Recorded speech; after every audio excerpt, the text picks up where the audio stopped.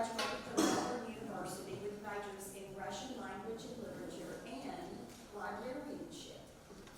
Alyona conducted a book exchange program with libraries in the then USSR, but in 1971 was offered a job at the news desk of Radio Free Europe, Radio Liberty in England. 6 years later, Keston College in England hired the journalist to begin the Keston News Service, which she directed until 1990. While in the UK, Keston loaned Alyona to the BBC to co-author and present their weekly Russian language religious program, a function she later also performed for Radio Liberty. Having been granted high security clearance, she acted frequently as interpreter for prominent British politicians, including then Prime Minister Margaret Thatcher. She also interpreted for Mikhail Gorbachev, but that's another story. In 1992, when Russian President Boris Yeltsin allowed formerly jammed Western radio stations to reopen in Moscow, Radio Liberty hired her to put their operation back on as their bureau chief. Officially retired and living in Rye in the UK, Alyona remains on the Keston Council and involved in the Chernobyl Children's Project. She travels on both Australian and Russian passports.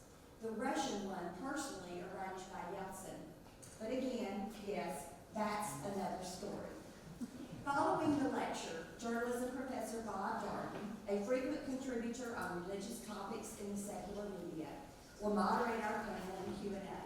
He will introduce the panelists at that time. Now, Keston Advisory Board member Wallace Daniel, former Baylor Dean of Arts and Sciences and currently Distinguished University Professor of History at Mercer, will set the stage for today's lecture.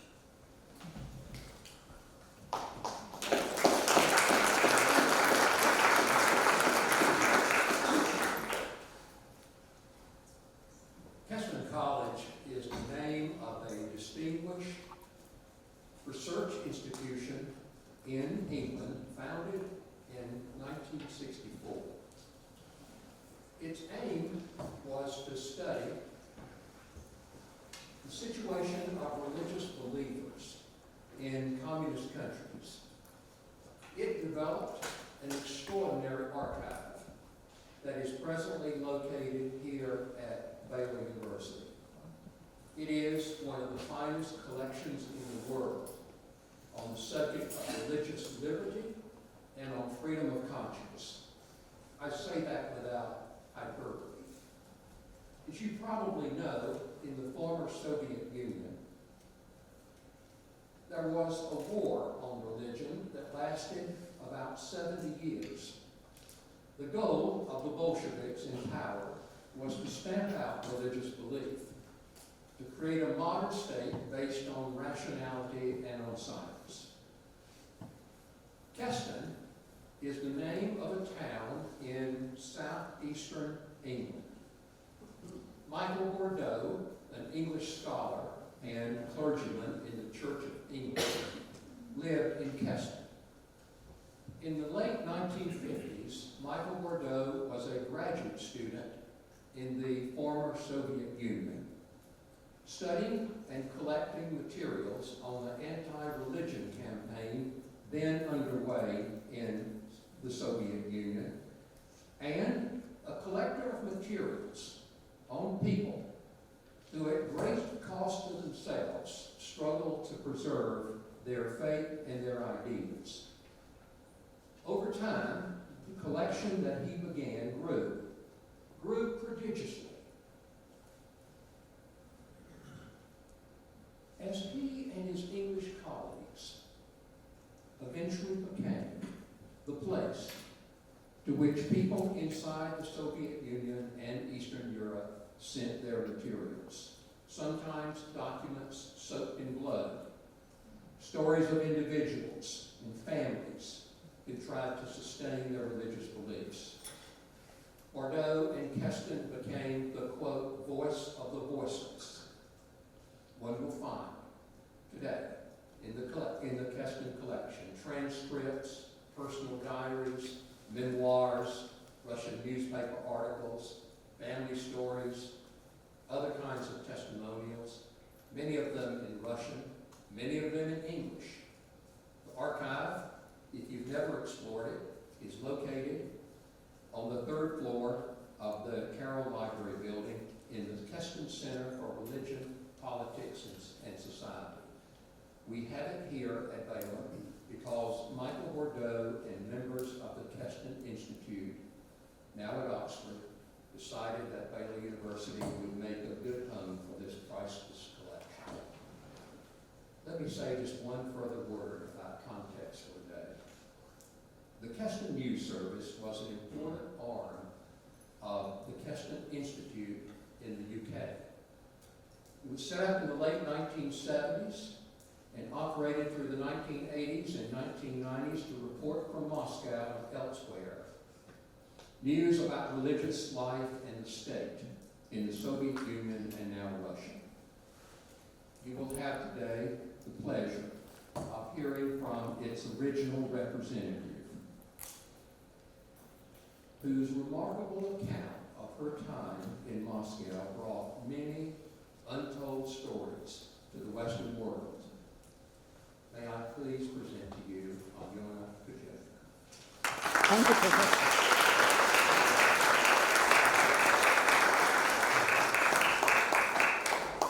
Thank you very much. I must begin by apologizing for a somewhat uneven delivery. A tree went into bloom outside my apartment yesterday, and it's affecting my breathing, so of your charity, please bear with me if I wheeze at certain points. Religious journalism, what is it? Not all that long ago, religion was usually a topic relegated to the church page in local newspapers or in parish journals or the so-called God spot on radio or TV. You know, the sort of thing, an account of the local Sunday school picnic, how the appeal for repairing the church roof is coming along, maybe a little box in the corner with today's bright thought. In other words, hometown news. The secular media, then as now, is only interested if there are some scandals connected with the church. That they will publish at great length. The media revolution and the social changes have brought an enormous light on religion, a limelight it didn't have, say, 30 years ago. And this highlights the fact now that religious traditions are the foundations of so much in everyday life, such as good versus evil, that have always been there and will always be there, struggle in adversity, generosity, grief, and so on. Now, all these are affected by faith and spirituality, and they can make fascinating reading if they're handled properly through today's media.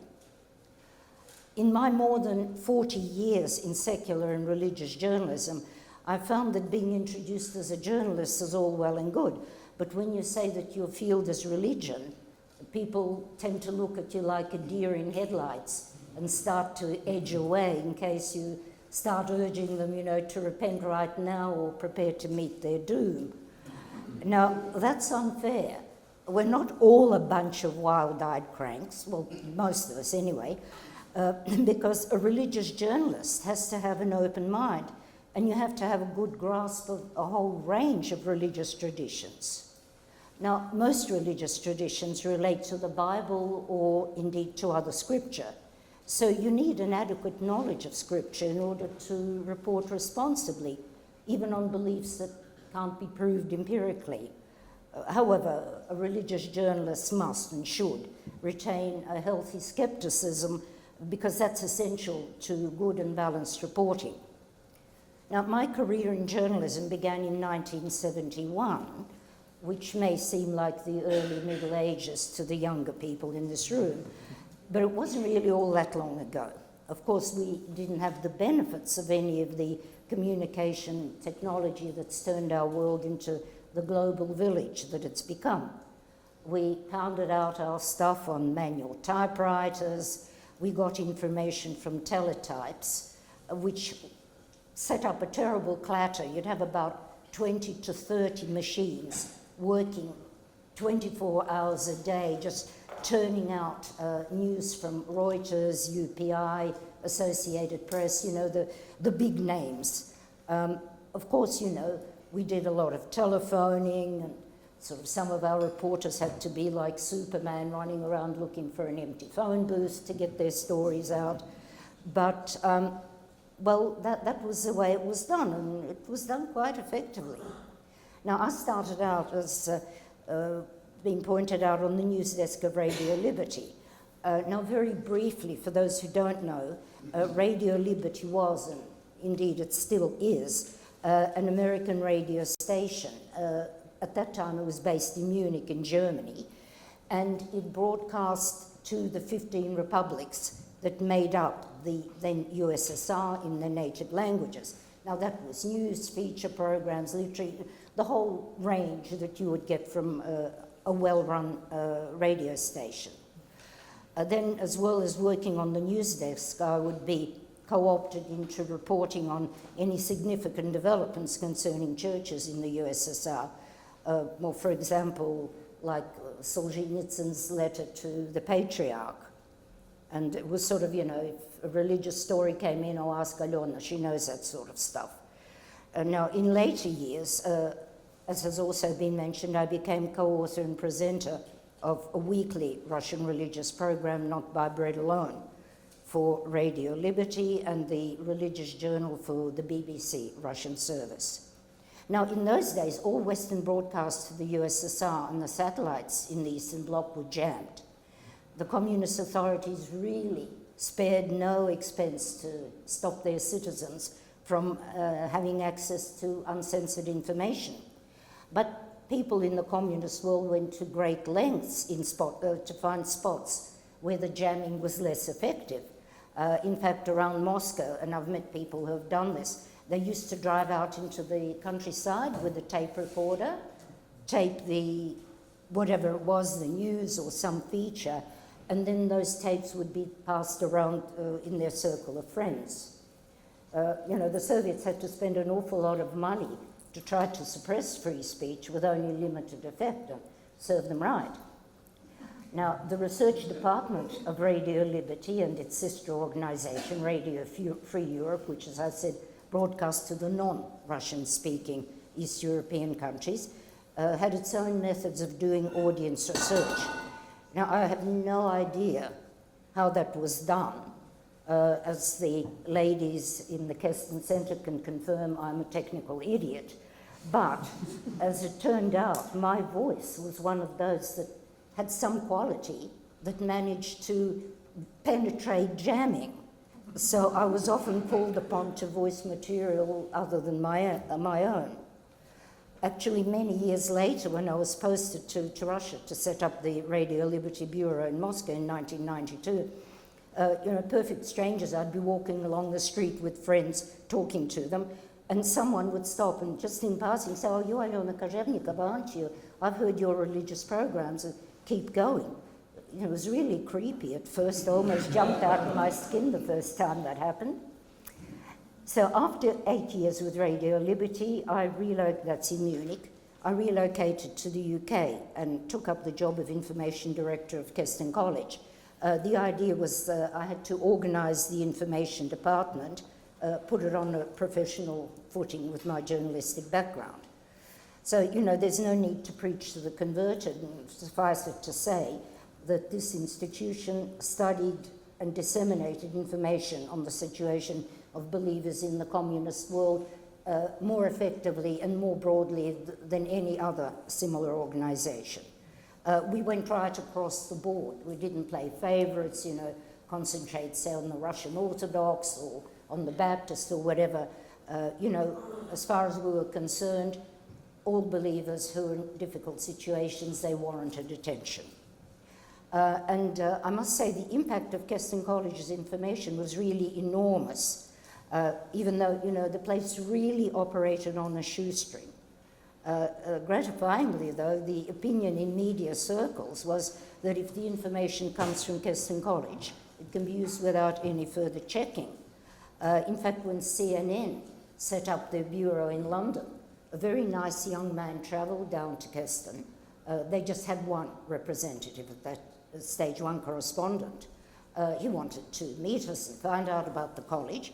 And I asked him, you know, how come that he had, on his own initiative, and he said, oh, the people at Reuters and Associated Press and UPI, they told me that I should get in touch with you and to have you send me all the information, which was, you know, very nice to hear.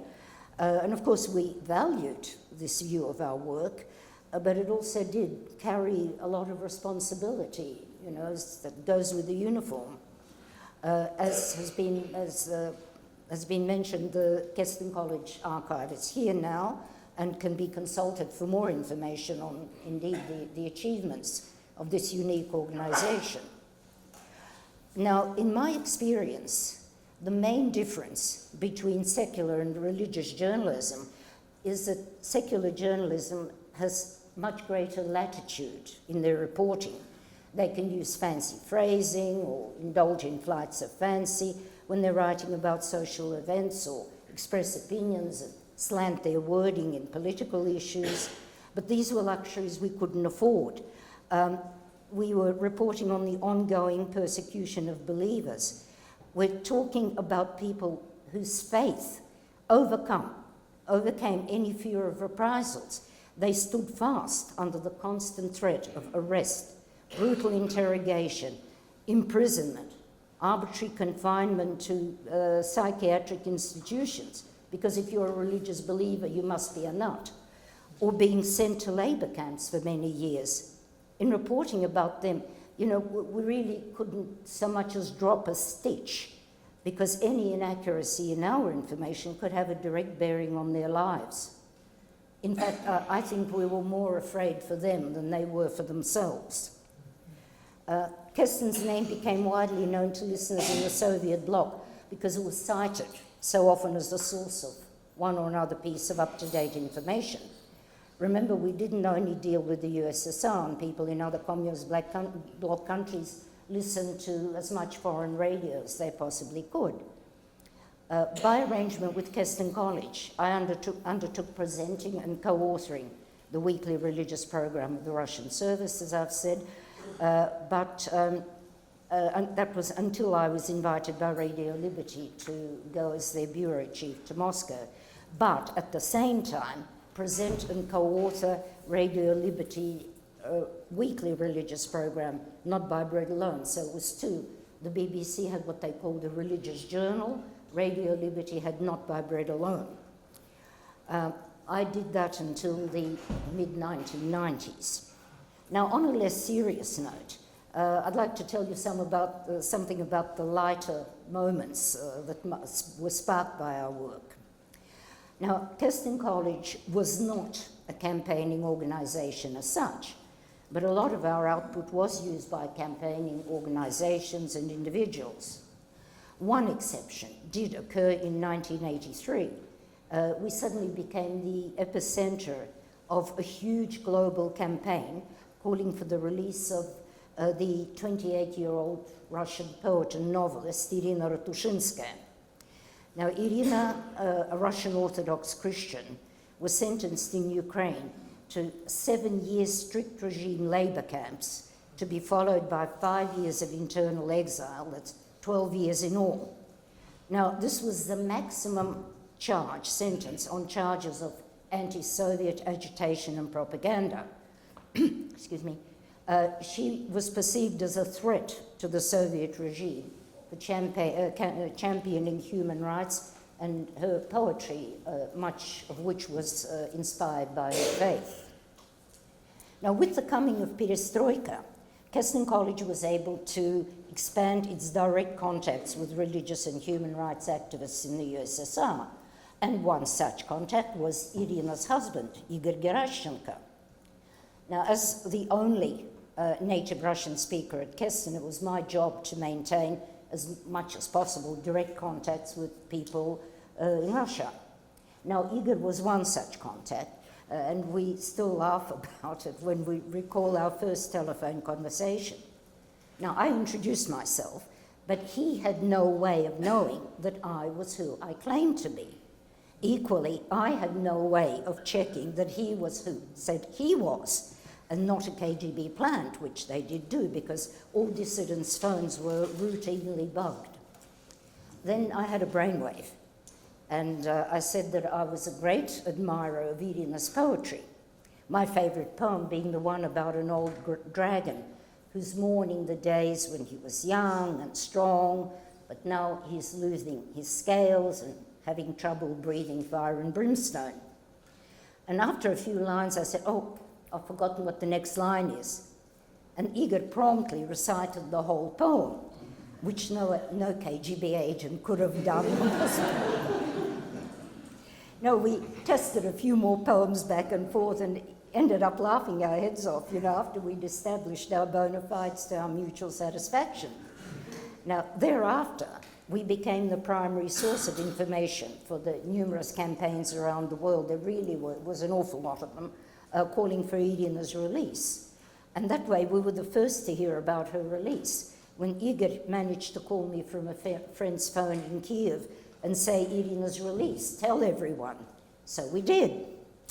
Now, the crowning result was that this happened on the eve of the Reagan-Gorbachev summit in Reykjavik, in Iceland, in October 1986. Now, that was an event of global importance, and you can imagine the press presence at the airport. Now, I know from eyewitnesses, I was not there, but that the first thing Gorbachev said to the press when he'd come off the plane, he said, no questions about Ratushinskaya, she's been released. So Irina had been into the 4th year of that monstrous imprisonment, and she describes it very vividly in her book, Grey is the Colour of Hope. And this book is available in the Baylor Library and can be purchased for peanuts on sites such as Amazon. And I urge everybody to read it. It is a very uplifting and inspiring book. Now, the BBC and Radio Liberty religious broadcasts, as well, the BBC and Radio Liberty religious broadcasts, as well as Keston's reputation as the most authoritative source of information on religion in the communist world, did produce some very unexpected approaches. Now, journalists are frequently targeted by people who want to further their own agenda, well, under the auspices of the journalist, of course. Now, many listeners in the USSR thought that Keston College and the BBC were two arms of the same organization. And one day, the BBC received a letter addressed to me containing an offer for Keston College to enter into a joint venture with the author. This gentleman claimed to have invented an elixir of youth, which he was prepared to put on the Western market to be sold for US dollars, of course. Now, Keston was supposed to provide the startup capital and handle all the logistics in return for 50% of the profits. His half was to be delivered to him by some unnamed means in new unmarked dollar bills. Unfortunately, however, he didn't disclose the formula for this wonder drug, so I had to throw the letter away. Naturally, the author denied any desire whatsoever for enrichment. He was acting for the greater good of mankind, and the money was just to cover production and operating costs. Now, it stands to reason that the more effective Keston College output became, and the religious programs as well, the more we were really a thorn in the side of the Soviet authorities. They did their best to slander and denigrate our work, but we ignored charges of being CIA or MI6 agents. We figured that the louder they howled, the worse they'd been hit. We did have some very prominent fans, such as the former Prime Minister of the UK, Margaret Thatcher. Now, I can vouch for that personally, as I was her interpreter on numerous occasions when she was receiving Soviet delegations or various Soviet state functionaries. I know that she regarded our work very highly. Now, when she went on an official visit to the Soviet Union in 1987, she took several case histories supplied by Keston College concerning some evangelical Christians who were being denied permission to emigrate from the USSR. One of her secretaries wrote to inform me that she would raise the case of these people in her negotiations with the Soviet government. Now, I have no way of knowing whether she did or not, but shortly after her visit, these people did receive exit visas. We also enjoyed the support of several archbishops of Canterbury, as well as prominent Sovietologists like Martin Dewhurst, Peter Redaway, Professor Leonard Shapiro, and others. Excuse me. And a lot of them did contribute to Keston publications. Now, of course, there were some people who were unhappy with us for personal reasons. There was an English lady who'd recently been received into the Russian Orthodox Church, and she wrote a very indignant letter to Michael Bordeaux, taking him to task for reporting on other Christian denominations, and indeed non-Christian faiths, instead of just the Russian Orthodox. Now, as I'm the Russian Orthodox, the letter was passed to me for an answer. Now, I spent 2 whole evenings trawling through the Bible, a pile of patristic literature, and in fact, I felt that I'd made a fairly good case for religious tolerance. Well, pride comes before a fall. A week later, I received a reply which stated simply, "Dear Mrs. Kojevnikov, thank you for your long letter. I don't agree with you. Yours sincerely." Well, you can't win them all, but you can do a fair bit of good work nonetheless. You just have to think creatively, and religious journalism opens up enormous horizons. Today's world, as we all know and see, is in a state of flux, and religion is playing an increasingly important role in just about every aspect of social and political life. And it does need to be monitored carefully and reported responsibly. We have it on the best possible authority that in the beginning there was the Word, and the Word was with God, and the Word was God. The fact that we're gathered here today is the direct result of 3 short words: "Be our voice," spoken by 3 Russian Christian women to a young British exchange student, Michael Bordeaux, in Moscow, almost half a century ago. They were asking him to bring the plight of persecuted Christians in the Soviet Union to the attention of an uncaring West. He promised them that he would do so, and we know how brilliantly he succeeded, even though at first he really was the proverbial voice crying in the wilderness. I'm reminded of a moving poem by one of my favourite English poets, John Donne, who wrote, "No man is an island, entire of itself. Every man is a piece of the continent, a part of the main.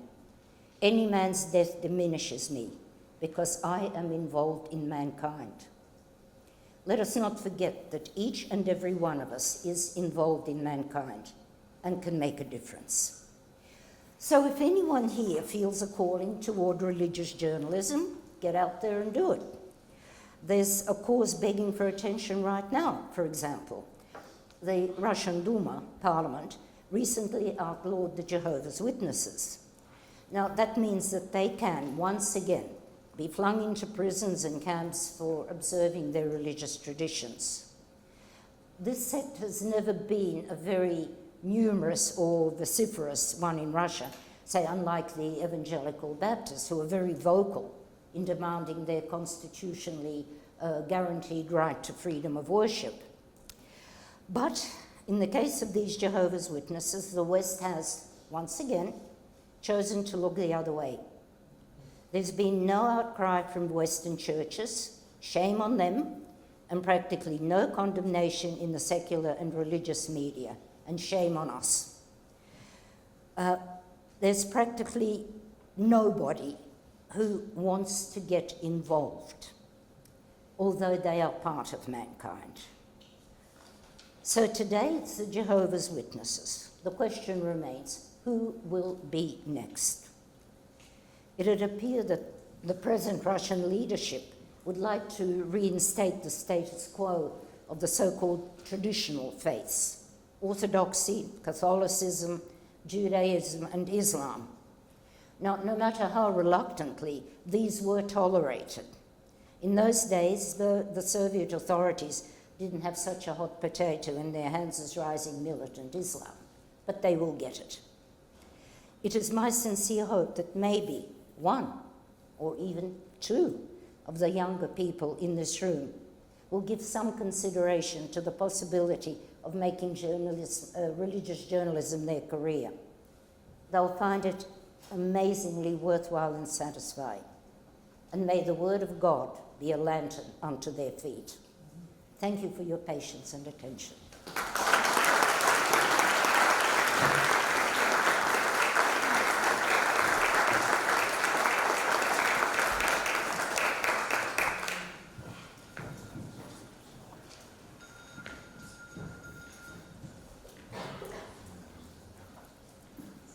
Well, as our panelists working their way up, you'll forgive me if I read part of this to be very clear because they have such exemplary careers. Good afternoon. My name is Robert Darden. I'm a professor of journalism, public relations, and new media here at Baylor University. And I'm here to mostly just moderate our extremely accomplished head. With your permission, I'd like to introduce the panelists and ask them to comment on Lola's remarkable story. Perhaps make another comment or two, and then we'll open it up for discussion and questions from the audience. First, I'd like to introduce Dr. Lynn Tatum, a Baylor grad with a PhD from Duke. Dr. Tatum is one of Baylor's most popular professors, with his primary interest in the area of Old Testament. Dr. Tatum has served as a staff member on numerous excavations in Israel and Syria, and he has been recognized with several awards, fellowships, and international grants from such organizations as the Institute of Archaeology, Zion Research Foundation, National Council on U.S.-Arab Relations, and the Southwest Commission on Religion, as well as earning last year Outstanding Teaching Awards from Baylor. Dr. Tatum has been published and has published many articles and presented papers on a variety of topics, including King David, King Manasseh, the Book of Chronicles, the Patriarchal Period, and current religious and political developments in the Middle East. He is well acquainted with the freedom struggles of the people in the totalitarian nations that dot so many unfortunate nations there in the Middle East. His most recent publication focused on academic freedom at religiously affiliated colleges and universities. He has done extraordinary service at Baylor and academia at large as president of the Texas American Association of University Professors, and is a member of the American Schools of Oriental Research, Society of Biblical Literature, the National Association of Baptist Professors of Religion, and the Texas Association of Middle East Scholars and the Texas Council on U.S.-Arab Relations. Dr. Tatum.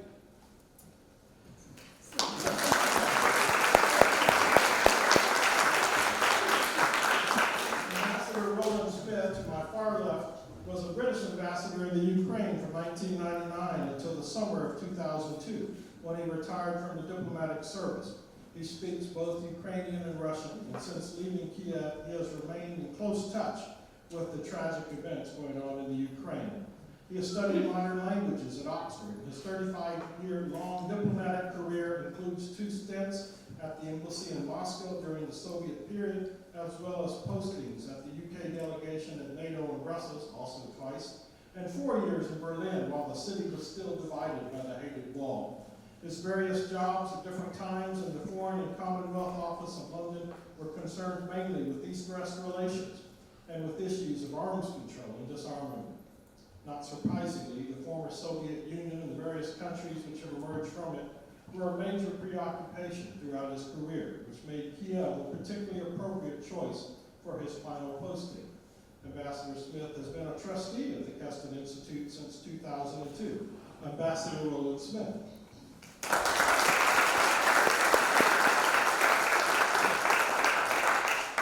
And to begin, for my own interest, I've long been fascinated by and studied how the broadcast of the BBC, Voice of America, Radio Liberty, pirate radio stations off the UK, and Radio Free Europe, and to be fair, rock and roll and freedom songs were part of the entire struggle to free what was then under Soviet control.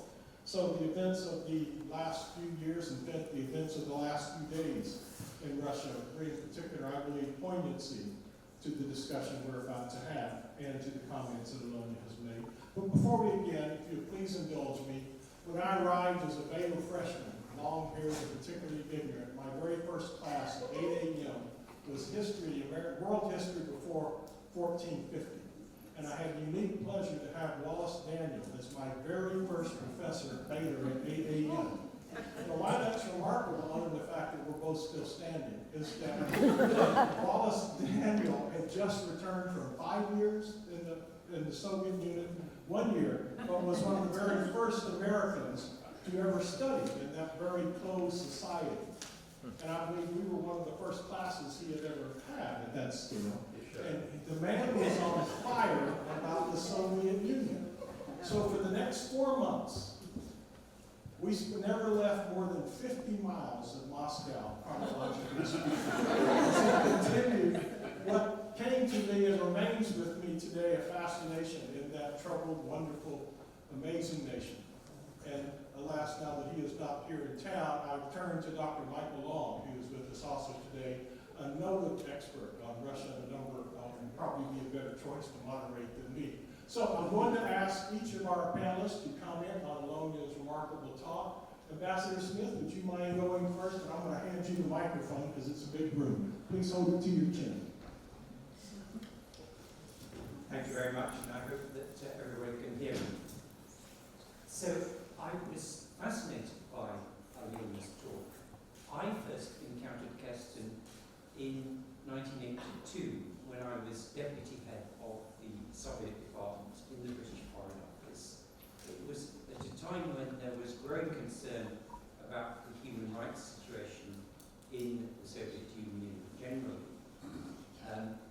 Most of that had actually been sparked off originally by President Jimmy Carter, who brought human rights to the forefront of international politics. And part of that concern for human rights was concern for religious freedom. And I actually went to Keston, met Michael Bordeaux at that time, and learned something of what Keston was doing.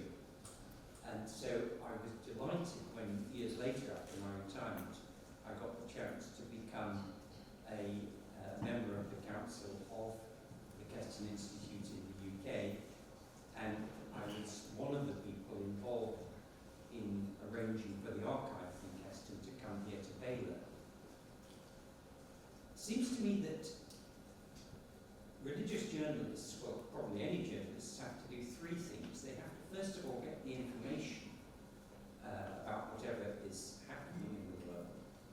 They need to make it intelligible for their readers. They have to explain the context, point out what's important, why it matters, and then they have to get the story out there.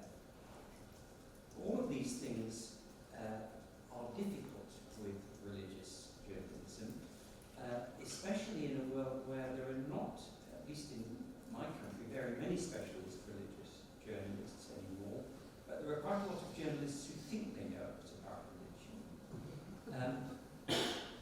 Because they are not specialists for the most part, they often don't bother to get the information, or not very much of it, unless it's one of those stories about naughty vicar caught with call girl. That's very always have an audience.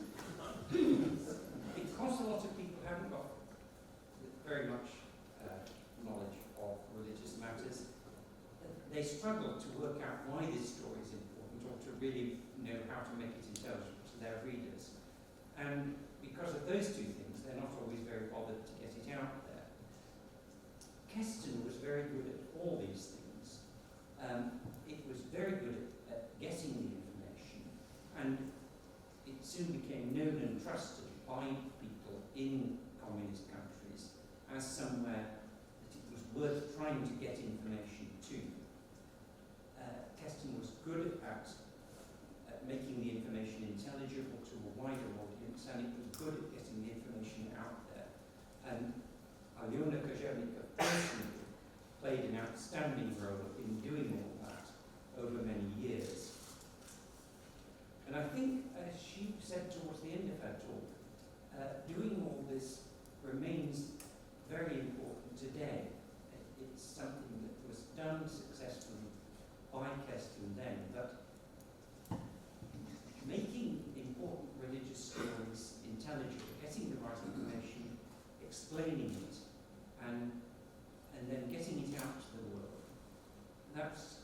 that's crucially important today, and there is a lack of the right people to do it. So I would echo Alyona Kojevnikov's call to any of you who might be thinking of this as a possible career avenue, getting up there and do it. Thank you.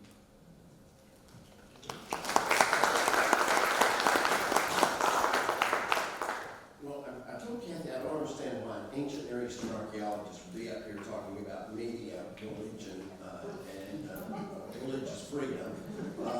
And so I'm going to keep this really short because I don't have a lot to say. They're much more interesting. You guys didn't pay to hear me speak. But for those of you who are media, actually, being an ancient Near Eastern archaeologist, you learn that the more things change, the more they stay the same. What became clear very early on, and the Soviets, to their credit, recognized it, is that religion is a powerful force that can topple governments. And those in the Middle East to this day still understand that. We'll bring in just a couple of things for those of you who are media and then move on. Some of you in political science may be familiar with the Al Jazeera effect. Qatar established a relatively free, it was essentially a I shouldn't say devil's bargain. Qatar established a free Western-style media organization in the Middle East, sort of with the deal, as long as you don't criticize Qatar, we'll let you report. They hired many journalists from the BBC, and on Middle Eastern issues, Al Jazeera is the source to go to. They interview everybody, both Islamic radicals, opposition to Islam, and they scare the big diddly out of totalitarian. They scare all the governments in the Middle East. So much so that they were going to do a report on Libya back in the days of Muammar Gaddafi. He knew that everybody was going to listen to it, and so he shut down electricity for 2 hours in Libya to keep people from hearing the truth. And those of you going into journalism, that's part of your job, is to scare the big diddle out of folks like Muammar Gaddafi. The Al Jazeera effect is still with us today. For good or for ill, it has played a key role in the Arab Spring, in toppling the several governments in the Middle East. It's turned things into a mess over there, but the governments over there realize how powerful journalism is, simply trying to get the story out. So let me just end with a statement that good religion can bring down bad governments. What is frightening, and maybe it's the big conundrum, is can bad religion bring down good governments? That's what we've got to think about. Fortunately, in the Middle East, we don't have any good governments,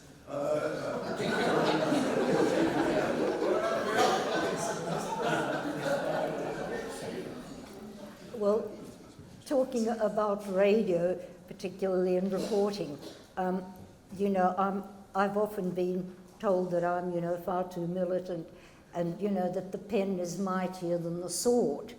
Now, I agree with that partway. I think the most important thing is who's doing the writing, the pens, because religion and government, I think, should be kept separate. Unfortunately, in my own church, since the time of Peter the Great, this has not been the case. The so-called symphony between the church and state, I think, is absolutely dreadful. But a lot of people don't. Kathy knows there's an honours student who wrote, thinking that the Keston Center here is an actual, active research organisation, and she's writing a paper on the new legislation on domestic violence and so on. And one of her questions was, do you think it would be a good idea for the Russian Orthodox Church to be declared the state religion? Now, every hair on my head stood on end at the very thought of something like that happening. But a lot of people are happy to go along with it. It's much easier to be obedient than to think, because, the space God gave you a brain not just to fill in the space between your ears, you're supposed to use it.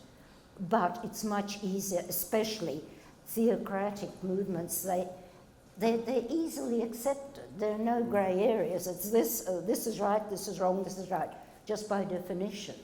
So, yeah, I think the Al Jazeeras are needed. If only, you know, to give a prod in the back to both East and West.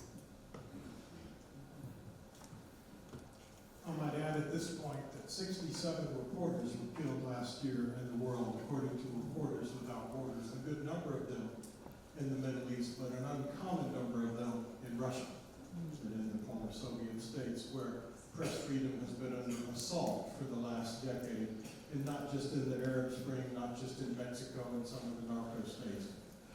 The ability to continue to report the truth against all odds, not just of totalitarian governments, but from political pressures, from economic pressures, from the assaults by one political party unrelentingly on freedom of the press have taken a toll on not just the press itself, but on people's able and ability to discern what is true and what is fake news. And as we're discovering from the results in the last few days of the Cambridge Analytica events, that this is deeper and far more reaching than we have seen in this part of the world in a long time. What you experienced and what Ambassador Smith experienced during the Soviet Union has been replicated only in a different term and in a different way today, when the onslaught of not official misinformation, but politically inspired misinformation has put the entire idea of democracy at risk. And in my opinion, we are facing a crisis no less dear than what these two heroes faced during their day trying to get the truth to the world. Do I need to respond? Well, I do want to, I had to note to myself to say one thing about how, on the Al Jazeera effect. Right now, the Crown Prince, the effective ruler of Saudi Arabia, is on a goodwill tour through America. He was featured on 60 Minutes last night, front page story in the New York Times yesterday, about all of the machinations that are going on in the White House to get them to support Saudi Arabia. Saudi Arabia, our Middle East policy is topsy-turvy because two of our good allies, Saudi Arabia and Qatar, are almost effectively going to war. Saudi Arabia is making the argument that Qatar is a terrorist state. And what is their demand? They want Al Jazeera shut down. Yep.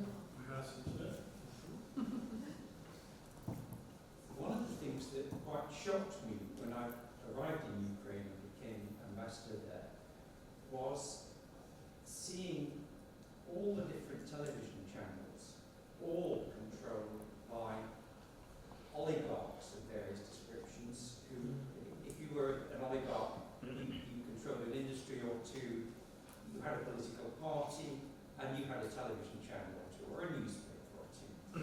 And virtually all the media, and certainly all the television stations, were reflecting political points of view, most of them favourable to the existing regime. And there was no one, apart from one very courageous weekly newspaper, who was seriously trying to do an objective job. The others were just engaged in propaganda. Of course, the sad fact is that you can see, certainly in England, you can see newspapers that are exactly like that, whose headlines on the front page are not intended to tell you what is the most important story of the day. They're intended to tell you what to think and which political party to support. There used to be a principle in journalism: facts are sacred, comment is free. It's the great mantra of the great editor of the Manchester Guardian, C.P. Scott. And it seems to me that all journalists everywhere need to try to respect that principle. And it's very important for the future of democracy that they should. Of course, how you interpret the facts, what conclusions you draw from them, that's all a matter for legitimate debate.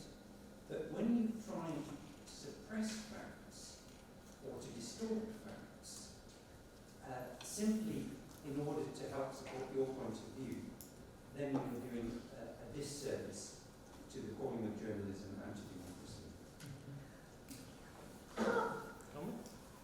Yes, I would say one should remember that in the Soviet Union at the time, well, you've got them again now, you do get a class of journalists who are time servers. And I know simply on my own experience, because I was not spoken of very kindly, shall we say, in some Soviet publications. And there were a couple of journalists who specialized on writing about Western radio or Western anti-communist organizations and so on. And I mean, everyone knew that they were doing this for money.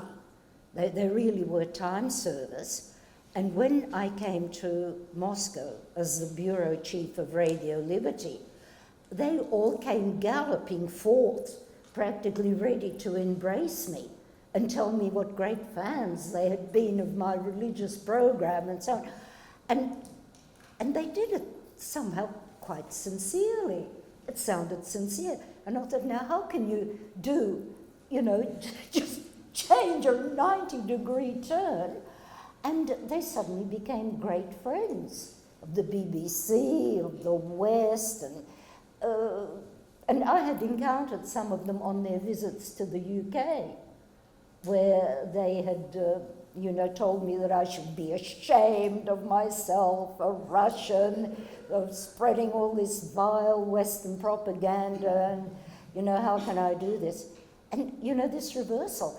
And I think you probably get that in a communist society, which is the most stratified I have ever encountered, although it's supposed to be egalitarian. The first time, I went twice to the Soviet Union before I was declared persona non grata, and in 1981 and 1983. And I was running around visiting all our contacts, and I was stunned that there was a kids' sandbox outside, and the family I was visiting had 2 small children, and they wanted to go out and play, and Granny looked out of the window and said, no, you can't go out and play because, you know, Artyom is there and you're not allowed to play with him. And I said, why aren't they allowed to play with Artyom? Oh, his father's a bus driver. I had no idea what the fathers of the kids my son played with in the sandbox. And I found that, you know, this sort of allegedly egalitarian, but the professional snobbery was something that, you know, was streets ahead of anything in the West. To be fair, in the journalism school, there's not a fine line between true journalism and propaganda. There's a great wide chasm in gulf. And people who write for money on a certain political view are not considered journalism by journalists. Those are hacks. Yep. And people who do propaganda, that is not journalism. It's entertainment or it's political. So we have a few minutes, and we would love to take a few questions if our panelists agree, and if you would repeat the question back, and please address any of us or all of us, and we'll do our best to answer them. So questions in the back, could you speak loudly? Yes, the United States has long prided itself on having one of the most free presses in the world, a model to all of society. And yet we see, I think I can fairly say that we've experienced in our recent years a media that is polarized based upon an oligarchic structure or some form of radical idealism, where one picks up the New York Times and one picks up the Wall Street Journal, and it's almost as if you're getting a different world reported to you. And sometimes if you look at the Fox News, you know, media changes now, it's not just newspaper, but if you watch Fox News and CNN, again, the world is being crafted by a rather different intention, to the point where it cannot be denied. The United States can learn a lot of lessons from the Eastern European countries who ever since the Byzantine Empire, learned how to make a state-run media serve political purposes. So it seems I'm getting despairing about the power of journalism ever to recover a sense of integrity. Now, my question is whether or not people also are feeling that same kind of resistance to organized journalism and are therefore turning to social media as a way to communicate without going to the channels of the organization, even so far as our president, who perhaps with his own ulterior designs, using tweeting as a way to avoid having to give many pieces of information to the press. So I'm just wondering if in your opinion as professionals, do do you think that journalism has been so sort of coarsely stained by its behavior that many of the citizens, whether east or west, will turn to other forms to exchange ideas? Well, the history of journalism is such that we had the same situation during the era of Abraham Lincoln. The Yeah. newspapers are split by party rather than by, there were very few independent papers. Should the current era change and swiftly, that may be, that those who espouse a single political view at the expense of the truth, I'm hoping in time that the American people will turn away completely from those who are doing this for their own political gain rather than earnestly seeking for the truth. It's an education issue. If you don't know what real journalism is and all you're being exposed to is a single viewpoint by a single network or people with that, yeah, it's tough. Part of what we do in our classes in journalism is to make sure that they understand and differentiate between fake news, entertainment, and people with a political agenda, and organizations that, however flawed they are still working to find and establish the truth. Because in a country where all of the major political and legislative and judicial apparatus is on one particular party, then the way the Constitution is set up is a true and free and independent press is the remaining way to kind of balance that out. And so that is my hope, that we will get past this in time and that true journalism that we've been teaching and my colleagues here have worked so earnestly to support. How it's happening elsewhere, all I can tell you is in the former Soviet states, many of them have some of the most violent and free and scrabbling presses in the world, and newspaper readership is 5 times what it is here.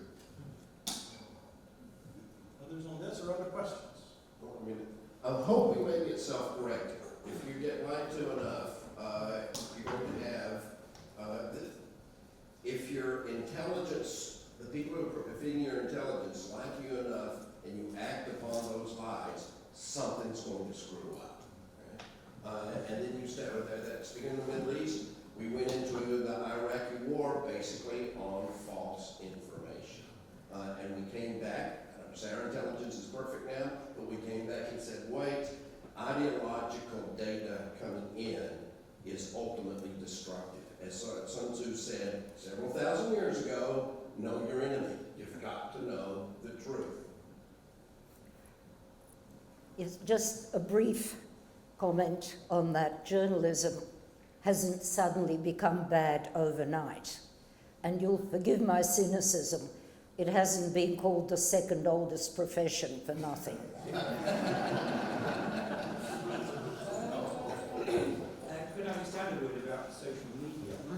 I'm sure all of you know much more about social media than I do, and use social media much more than I do, but it seems to me that in a country, in a totalitarian or authoritarian country, where the media are all reflecting a certain point of view, social media can provide a very valuable alternative source of information, a way of getting some different ideas about what's going on in the world. Although in China, for example, the Chinese authorities are clearly learning increasingly to manipulate social media as well and to keep them under a certain control. I think in democratic countries, and I appreciate it's not a simple black and white distinction, but if we talk about democratic countries, I think there is a danger with social media that people can get trapped in a kind of echo chamber where they just log on to websites which reflect their own point of view and tell them why they're right, and where they just are in contact with lots of people who are agreeing with them. And if you do that and don't expose yourself to alternative sources of information and different points of view, then you really are trapped just as much as the citizen of a totalitarian state. We have time for one more question. Anyone? Yes, sir. I believe it was Dr. Smith that talked about religion can topple totalitarian governments and can bad religion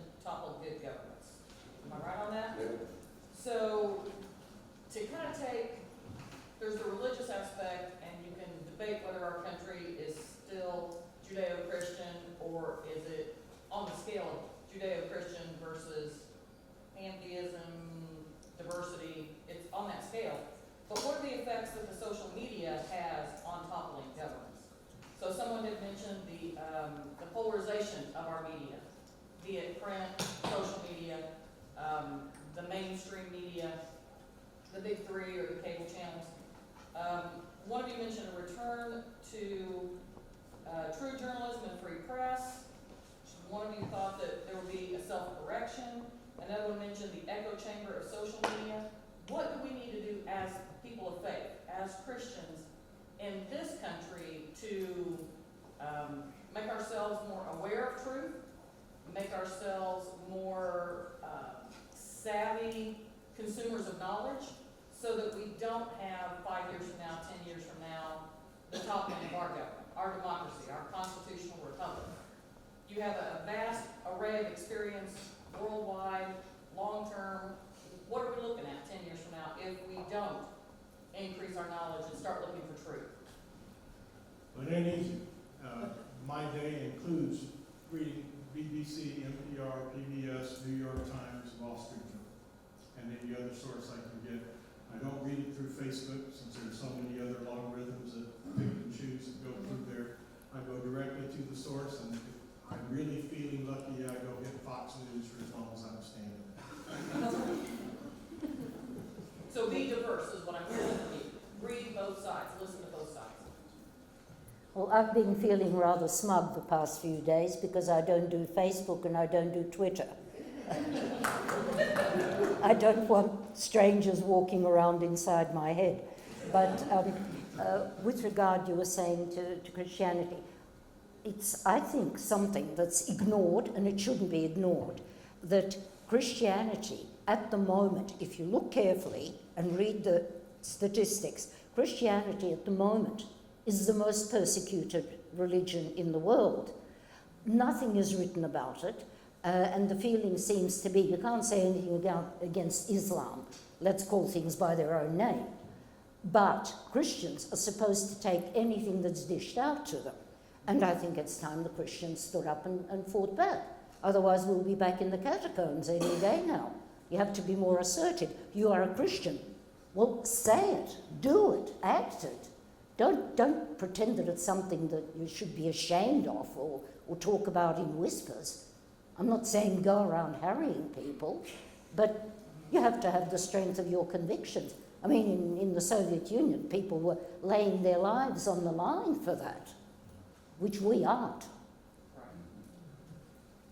Ambassador, closing comments or thoughts on this or other topics?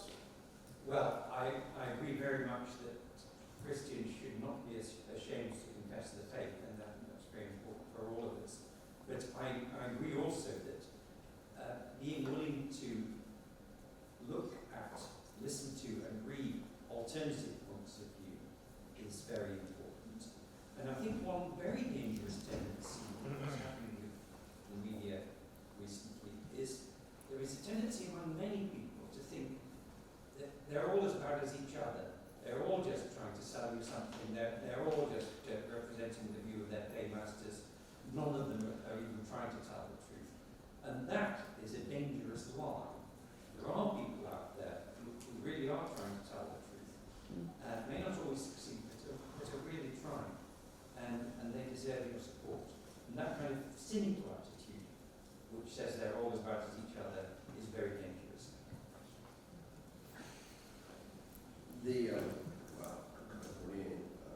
Start off with this. I agree that the cynicism, we've got to fight against that. I still am a huge believer in a liberal arts education where you learn how to read and write, how to construct a logical argument, and how to deconstruct an illogical argument. I think that those are absolutely crucial, and I think coming into contact with the other. I think that that's absolutely confessions of. I used to be opposed to affirmative action, and I used to kind of think, this guy was the top SAT. The longer I teach, the more it helps to have in a classroom a Muslim, a Hindu, an agnostic, a Christian. I find my Christianity, wow, I find it actually enhanced. Some of mine, just the other day, when my Hindu student says, try to explain the Trinity. I don't understand this Trinity. Can you explain it to me? And it's kind of the first time in a couple of years I thought, how illogical. I'm not saying it's wrong, but it just is wonderfully educational to come into contact with those that are other. In fact, Muhammad is reported to have said, don't tell me how many books you've read, tell me how many places you've been. And with that, as we've toured Russia, the Ukraine, and all of the other places our panelists have taken us to, thank you for being here. It's been great.